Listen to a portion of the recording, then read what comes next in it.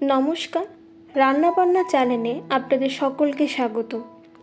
আজ আমি শেয়ার করব পনির পরোটার রেসিপি। তো চলুন দেখে নেওয়া যাক পনির পরোটা কিভাবে বানাবেন। তো প্রথমে ডোটা রেডি করে নেব।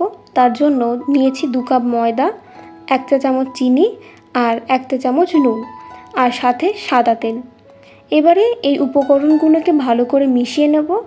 আর মিশিয়ে নেওয়ার পর ময়দাটার মধ্যে অল্প অল্প করে জল মিশিয়ে ময়দাটা মেখে নেব। ময়দাটা সফট করে মাখা হয়ে গেলে এটাকে কিছুক্ষণের জন্য ঢাকা দিয়ে রেখে দেব। এবার বানিয়ে নেব পনিরের পুরটা।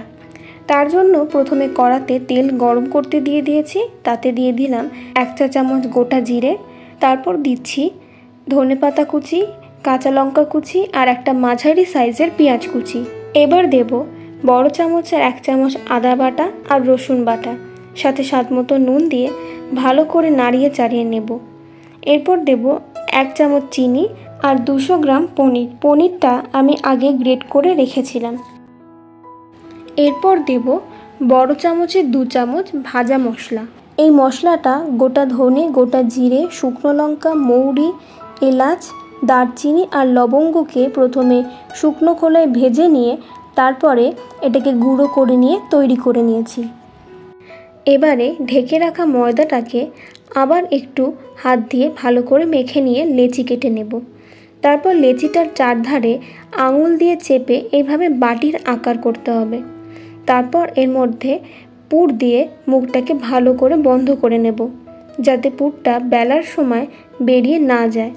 এই একইভাবে সবকটা লেচিতে আমি পনিরের পুর ভরে নেব।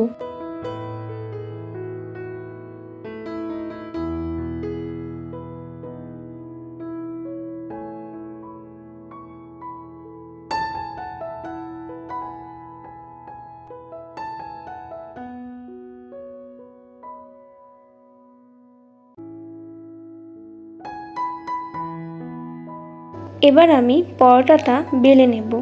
বেলে নেওয়ার জন্য আগে একটু শুকনো ময়দা ছড়িয়ে নিয়েছি। প্রথমে হাত দিয়ে লেচিটাকে একটু চেপে নিলাম। এইবার বেলন দিয়ে হালকা করে চাপ দিয়ে পরোটাটা বেলে নেব। খুব বেশি চাপ দিলে কিন্তু পুরটা বেরিয়ে যেতে পারে।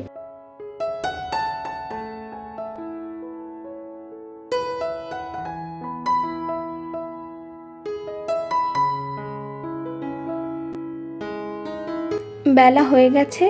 এবারে পরোটাগুলোকে একটা গরম তাওয়ায় দিয়ে পরোটাটা দুটো সাইডই ভালো করে সেঁকে নেব।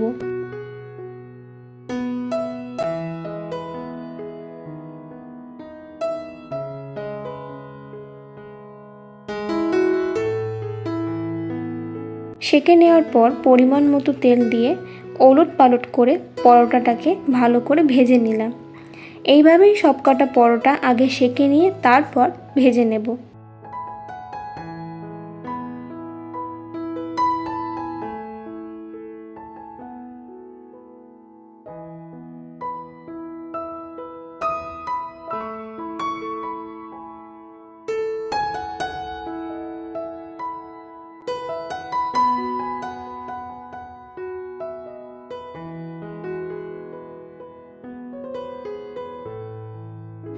আমার এই পনির পরোটার রেসিপিটি আপনাদের কেমন লাগলো সেটা কিন্তু অবশ্যই আপনারা কমেন্ট করে আমাকে জানাবেন।